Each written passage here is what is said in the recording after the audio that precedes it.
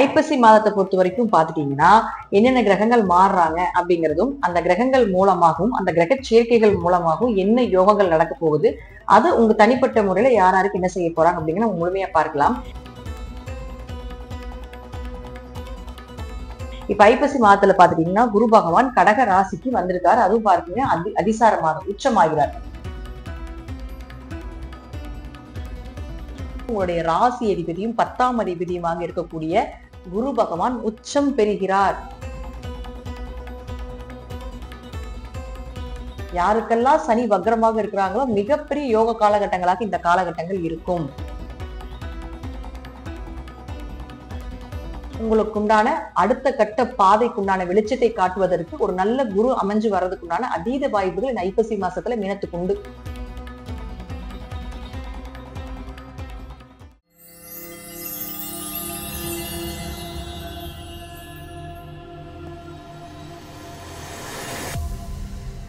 திருச்சிற்றம்பலம்.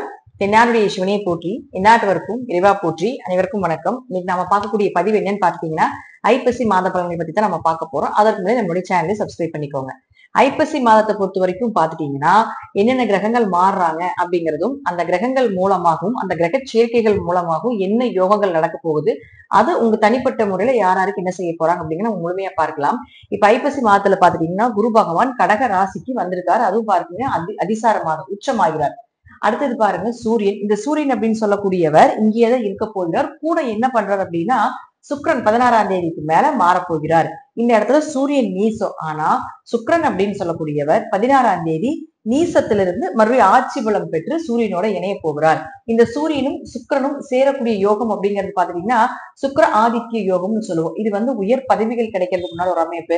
அதே போல செல்வ செழிப்போட வாழக்கூடிய ஒரு அமைப்பு, அரசாங்க பதவியில் இருக்கக்கூடியவர்களுக்கு ஒரு வளர்ச்சி, அரச போக வாழ்க்கைன்னு சொல்லுவோம் இல்லைங்களா, அந்த அமைப்பெல்லாம் ஏற்படுத்தி கொடுப்பாங்க. இந்த யோகம் இருக்கிறவங்க பாத்தீங்கன்னா பிறந்ததுக்கு அப்புறம் அவங்க அப்பாவுக்கு தந்தைக்கு நல்ல வளர்ச்சியை கொடுக்கும். இந்த குழந்தைகள் வளர வளர செல்வ செழிப்பு இருந்து கொண்டே இருக்கும் அப்படிங்கறதா இந்த சுக்கிர ஆதித்ய யோகம். அது மட்டும் இல்லாம இந்த சூரியன் நீசமாகும் பொழுது இந்த சுக்கிரன் ஆட்சி பலம் பெற்று வரும் பொழுது இந்த சூரியனுக்கு பவர் கிடைக்கும். அப்ப எப்படி ஆகும் கேட்டீங்கன்னா இது விபரீத ராஜயோகமாக நீசபங்க ராஜயோகத்தை இந்த சூரியன் பெறுகிறார்.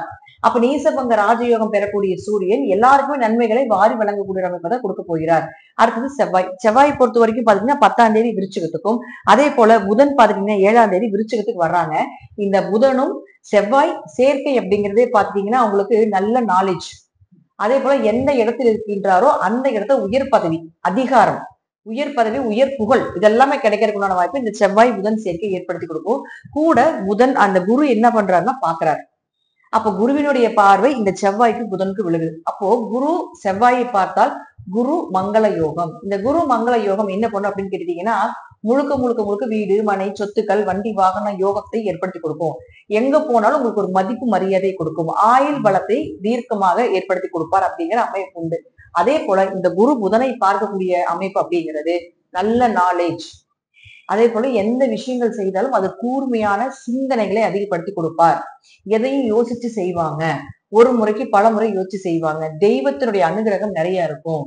ஒரு கோயிலுக்கே போனாலும் கூட அங்க என்ன பண்ணணும் என்ன செய்யணும் அப்படிங்கறத கூட யோசிச்சு செய்யக்கூடிய ஒரு சாதுரியமான ஒரு புத்திசாலித்தனத்தை கொடுக்கறதா இந்த குரு புதனை பார்க்கிறது. குரு புதன் சேர்க்கை அப்படிங்கறத நம்ம எடுத்துக்கலாம்.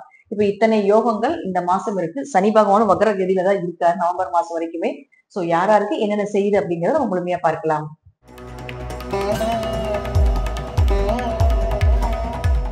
மீன ராசிக்குண்டான ஐப்பசி மாத பலனை பத்தி பார்க்கலாம். மீன ராசி அருமையான மாசம். இந்த மாசம் முழுக்க முழுக்க முழுக்க முழுக்க உங்களுடைய ராசி அதிபதியும் 10ஆம் அதிபதியுமாக இருக்கக்கூடிய குரு பகவான் உச்சம் பெறுகிறார்.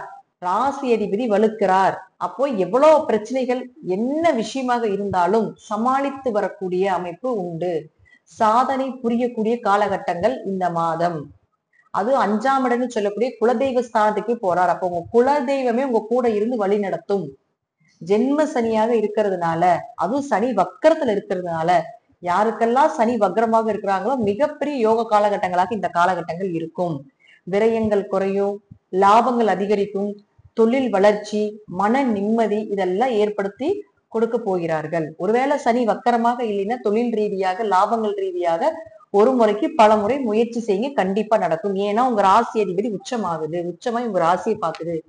சனி பகவான் கொடுக்கக்கூடிய அனுபவம் வலிகள் நிறைந்ததாகத்தான் இருக்கும் அப்படிங்கிற அமைப்பு உண்டு. அது உடம்பு வலியோ மன வலியோ ஏதோ ஒரு மூலமாக வலிகள் உண்டு. அந்த வலிக்கு ஒரு மருந்தாக அல்லது அந்த வலிக்கு மாற்று வழிகளாக நிச்சயமாக இந்த குரு பகவான் செயல்படுத்துவார். குடும்ப ஒற்றுமை நல்லா இருக்க போகுது. அதிர்ஷ்டங்கள் பெருகக்கூடிய ஒரு காலகட்டங்கள். தொழில் வளர்ச்சி உண்டு. தொழில்ல இருந்து வந்த இருள் எல்லாமே விலக போகுது. 10ஆம் இடம். அப்ப தொழில் வளர்ச்சி. 10ஆம் இடம் தான் தொழில். 10ஆம் இடம் தான் உங்க கர்மா. 10ஆம் இடம் தான் உங்க பதவி. பதவி உயர்வு கிடைக்க போகுது. பதவி இழந்தாலும் கூட மீண்டும் அந்த பதவிக்கு போய் இருக்கக்கூடிய அமைப்பு அப்படிங்கிறது நிச்சயமாக உண்டு. அடுத்தது பாருங்க, 2 மற்றும் 9ஆம் அதிபதியாக இருக்கக்கூடிய செவ்வாய் 9ஆம் வீட்டிலே ஆட்சி பலம் பெறுகிறார். அப்போ ராசி அதிபதியும் உச்சம், 9ஆம் அதிபதி ஆட்சி பலம், மிக தெய்வ அனுகிரகத்தை கொடுக்கக்கூடிய அமைப்பு. குரு பார்வையில வேற செவ்வாய் வரப்போகுது. அப்ப குரு மங்கள யோகம், பொருளாதாரம் உயர போகுது. அதே போல பண வரவு இதெல்லாம் சிறப்பா இருக்கக்கூடிய ஒரு மாதம். குடும்பம் அமைஞ்சு வரப்போகுது. அப்பாவுக்கு உங்களுக்கு இந்த கருத்து வேறுபாடுகள் விலகிறதுக்கு உண்டான வாய்ப்புகள், பூர்வீக சொத்துக்கள் கைவந்து சேர்வதற்குண்டான வாய்ப்புகள், நல்ல குரு அமைய போகிறார்கள். உங்களை வழிநடத்த, உங்களுக்கு உண்டான அடுத்த கட்ட பாதைக்குண்டான வெளிச்சத்தை காட்டுவதற்கு ஒரு நல்ல குரு அமைஞ்சு வர்றதுக்குண்டான அதீத வாய்ப்புகள் இந்த ஐப்பசி மாசத்துல மீனத்துக்கு உண்டு. அதை பயன்படுத்தி கொள்ளுங்கள். அடுத்தது பாருங்க, 3 மற்றும் 8ஆம் அதிபதியாக சுக்கிரன். சுக்கிரன் அப்படின்னு சொல்லக்கூடிய நீசம் தான். மீனத்துக்கு சுக்கிரன் நீசமாகிறது யோகம். ஆனா அதை விட பாத்துட்டீங்கன்னா ஒரு நீச கிரகத்தோட அடுத்தது சேர்ந்து இந்த சுக்கிரனும் சூரியனும் சேர்ந்து சுக்கிராதித்ய யோகத்தோட சூரியனோட சேர்ந்து ராஜபங்கமாக இருக்கக்கூடிய யோகத்தையும் பெறப்போகிறார். நீசபங்க ராஜயோகம்னு சொல்லுவோம்.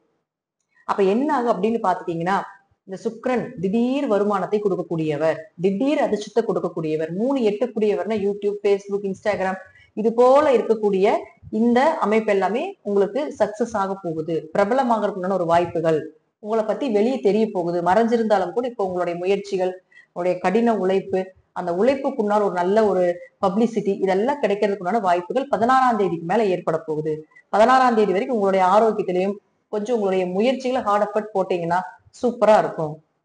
முயற்சி தடைபடும். ஆனா கடினமான உழைப்பை போடுறப்போ 16ஆம் தேதிக்கு மேல அது வெற்றி பாதையாக மாறும் அப்படிங்கிறதா உண்மை. அடுத்தது 4 மற்றும் 7ஆம் அதிபதியாக இருக்கக்கூடிய புதன். இந்த புதன் அப்படின்னு சொல்லக்கூடிய 9ஆம் வீட்டுக்கு வரப்போகிறார் 7ஆம் தேதிக்கு மேல். அப்போ ஆரோக்கியம் நல்லா இருக்க போகுது. தாயினுடைய ஆரோக்கியம், தந்தையினுடைய ஆரோக்கியம், உங்க கணவர் மனைவி இவங்களோட ஆரோக்கியம் நல்லா இருக்க போகுது. திருமணம் கைக்கூடி வர்றதுக்குண்டான வாய்ப்புகள், நல்ல வரன், எதிர்பார்த்த வரனோட வர்றதுக்குண்டான வாய்ப்புகள், வீடு மனை சொத்துக்கள் சார்ந்த விஷயங்கள் கைக்கூடி வர்றதுக்குண்டான வாய்ப்புகள். புதிய இடத்த வாங்கி வச்சுட்டாங்க, வீடு கட்ட முடியல, பணம் இருக்குது, இடம் வாங்க முடியல, வீடு கட்ட முடியல, தடையாயிட்டே இருக்குது அப்படின்னு இருந்து வந்த அமைப்பு எல்லாமே இப்ப உங்களுக்கு சக்சஸ் ஆக போகுது. சொந்த வீடு வாங்குறதுக்கான வாய்ப்புகள், கடைசிக்கு ஏதாவது அதற்குண்டான ஒரு அமௌண்ட் ஆகுது அல்லது அதற்குண்டான ஒரு விஷயங்களாவது நடக்கிறதுக்கான அதீத வாய்ப்புகள் உண்டு. அதே போல 7 குடையவருமே ஆகிறதுனால பார்ட்னருக்குள் இருந்து வந்த கருத்து வேறுபாடுகள், பிரச்சனைகள் இதெல்லாமே விலகி நிம்மதியான ஒரு அமைப்பை ஏற்படுத்தி கொடுப்பார். அடுத்தது சூரியன். சூரியனை பொறுத்த வரைக்கும் பாத்தீங்கன்னா 6 குடையவர். அவரு 8ல போய் நீசமாகிறார். 6 குடையவர் 8ஆம் வீட்டுக்கு வந்தாலே கெட்டவன் கெட்டால் கிட்டிடும் ராஜயோகம் நடக்கும், வேலை செய்யும். ஆனா அங்க நீசமானாலும் சுக்கிரனோட சேர்ந்து நீசபங்க ராஜயோகத்தை பெறும் பொழுது நல்ல வேலை வாய்ப்பு அமைய போகுது. இந்த வேலை மூலமாக, இந்த பதவி மூலமாக உங்களுக்கு ஒரு பெயர் புகழ் மதிப்பு கிடைக்கிறதுக்குண்டான வாய்ப்புகள் உண்டு. கடன் விலகிறதுக்குண்டான வாய்ப்புகள், நோய் தீர்வதற்குண்டான ஒரு வாய்ப்புகள், நல்ல மருத்துவர், நல்ல மருந்துகள் கிடைக்கிறதுக்குண்டான வாய்ப்புகள் இதெல்லாம் ஏற்படுத்தி கொடுக்க போகிறார். வேலையில இருந்து வந்த இடைஞ்சல்கள், வேலை செய்யக்கூடிய நபர்கள் மூலமாக இருந்து வந்த இடைஞ்சல்கள் எல்லாமே உங்களுக்கு இப்போ காட்டி கொடுக்க போகிறார்கள் யாரு என்னன்ட்டு. அல்லது அப்படியே இல்லைனாலும் அதுல இருந்து வந்த இடைஞ்சல்கள் எல்லாமே தானா விலக போகுது உங்களை விட்டு. பகைவர்கள் விலகி போவாங்க, எதிரிகள் விலகிறதுக்குண்டான வாய்ப்புகள், கேஸ் ஏதாவது உங்க பக்கம் போயிட்டு இருக்குன்னு அது எல்லாமே உங்களுக்கு சாதகமா வர்றது, இதெல்லாமே இந்த மாசம் உண்டு. அப்ப மீனத்துக்கு என்னதான் இந்த கிரகங்கள் ஒரு சில நன்மைகளை கொடுத்தாலும், ஒரு சில கிரகங்கள் கொஞ்சம் தாமதமாக கொடுத்தாலும், குரு உச்சமாக உங்க ராசி அதிபதி உச்சமாக இருக்கிற வரைக்கும் உங்களுக்கு எந்த பிரச்சனைகளும் கிடையாது. தெய்வ அனுகிரகம் நிறைய இருக்கு. தைரியமாக போராடலாம், எதையும் தைரியமாக எதிர்கொள்ளலாம். எது இருந்தாலும் உங்களுக்கு நன்மைகளை கொடுக்கக்கூடிய ஒரு மாதமாக இந்த ஐப்பசி மாதம் ஏற்படும். இதெல்லாம் உங்க ஜாதக ரீதியாக, தசாபுத்திகள் ரீதியாக நல்லா இருந்துட்டா நான் சொல்வதை விட இன்னும் நல்ல பலன்கள் நடப்பதற்குண்டான அதீத வாய்ப்புகள் உண்டு. நன்றி. மீண்டும் ஒரு நல்ல பதிவில் சந்திக்கலாம். திருச்சிற்றம்பலம், தில்லையம்பலம், ஸ்ரீ நரசிம்ம திருவே சரணம்.